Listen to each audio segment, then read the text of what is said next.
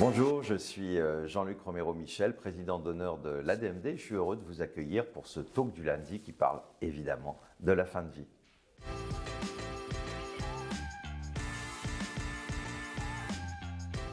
Alors, vous pouvez retrouver sur les réseaux sociaux l'interview que j'ai donnée aux Français du monde à l'étranger.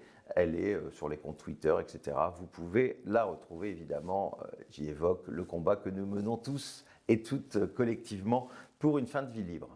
Eh bien, on y est, en tout cas on y est presque, J-7 avant l'élection présidentielle. Continuez à interpeller sur la fin de vie les candidates et les candidats, c'est important. On a vu que la semaine dernière, eh bien, un certain nombre de candidats ont beaucoup parlé de la fin de vie au final. Et ce qui est important, certes, avec la situation que nous vivons, notamment en Ukraine, terrible situation, on peut comprendre que ce ne soit pas le sujet numéro un, mais il est en tout cas le seul sujet de société dont on parle. Je vous rappelle que Fabien Roussel a de nouveau évoqué son évolution sur la question de la fin de vie, le candidat communiste, donc c'est plutôt une bonne nouvelle.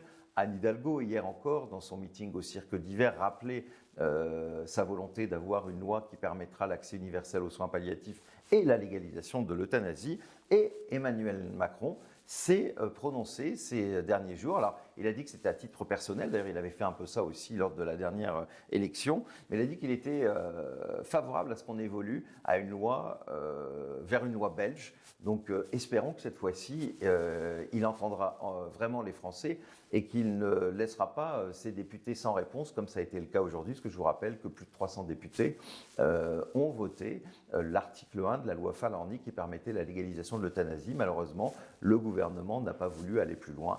Donc espérons que ce quinquennat, quelle que soit la candidate et la candidat qui sera élu, sera celui de la fin de vie, celui où on s'intéressera enfin aux personnes qui sont mortes dans des conditions difficiles. La Covid nous a montré à quel point il fallait laisser aux personnes le choix de décider, et qu'il fallait aussi avoir des moyens pour accompagner les personnes jusqu'au bout. Donc on le voit, continuer à interpeller. On voit qu'aujourd'hui ça marche et qu'un certain nombre de candidates et de candidats sont sur cette ligne d'avoir enfin une loi d'ultime liberté. Alors les sondages nous montrent depuis longtemps que plus de 9 Français sur 10 sont évidemment favorables à une loi légalisant l'euthanasie. Nous avons voulu à l'ADMD faire un micro-trottoir, aller voir tout simplement des Françaises, des Français et leur demander leur avis. Vous imaginez, il est celui que nous connaissons depuis toujours. Évidemment, une immense majorité d'entre nous le voulons. Et ce micro-trottoir, vous pouvez le retrouver sur les réseaux sociaux de l'ADMD. Je voulais encore remercier, et je sais que notre président Jonathan Denis s'associera à ces remerciements, toutes les militantes et tous les militants qui, durant ces semaines, n'ont pas arrêté de se mobiliser auprès des candidats de l'élection présidentielle pour rappeler cette question importante. On va en avoir besoin encore de vous, puisque vous savez, il y a les élections législatives, c'est-à-dire les députés, celles et ceux qui vont pouvoir voter enfin cette loi d'ultime liberté. Mais déjà, au nom de l'ADMD, un immense remerciement à vous toutes et à vous tous de vous être mobilisés sur notamment notre site de mobilisation, d'avoir interpellé les candidats.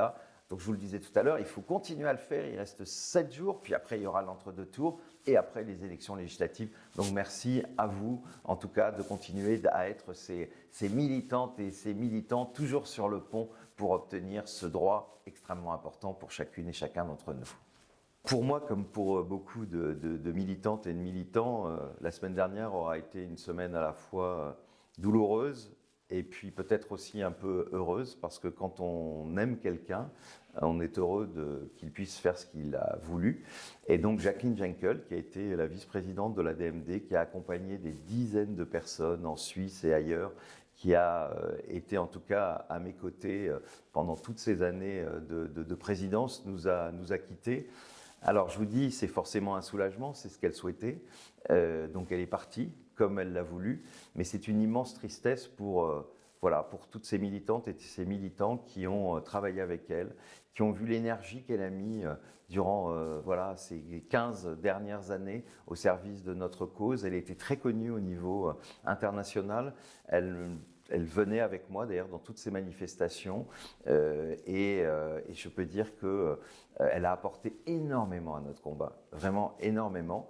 Donc on est heureux pour elle. On pense évidemment à ses 3 fils, à ses petits-enfants qu'elle aimait tant. Et puis voilà, à toutes celles et tous ceux qu'elle a aidés, à toutes ces familles qui lui sont reconnaissantes et qui nous ont beaucoup écrit pour dire à la fois leur soulagement pour Jacqueline, mais surtout leur tristesse de perdre une amie. Voilà, je ne vais pas en dire plus, mais comme vous le comprenez, c'est forcément beaucoup d'émotions. Et je voulais lui dire simplement, je crois, au nom de vous toutes et de vous tous, merci. Merci Jacqueline pour tout ce que tu as fait pour toutes celles et tous ceux qui se sont trouvés dans des situations terribles en fin de vie. On te doit beaucoup et j'espère que s'il y a des choses là-haut, eh bien tu es heureuse. En tout cas, nous, on ne t'oubliera jamais.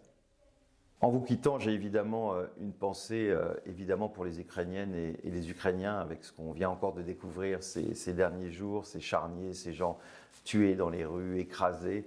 On ne peut avoir évidemment dans une association qui se bat pour la dignité, pour le respect de la vie de chacune et de chacun, que des pensées pour eux. Évidemment, la DMD est à côté de toutes les Ukrainiennes et de tous les Ukrainiens qui sont aujourd'hui dans la souffrance. Ce talk du lundi est terminé. Vous retrouverez la semaine prochaine Jonathan Denis, juste après le premier tour et avant ces deux tours où évidemment cette question devra être essentielle. Je vous souhaite une excellente semaine et puis une petite pensée pour notre amie Jacqueline Jenkel.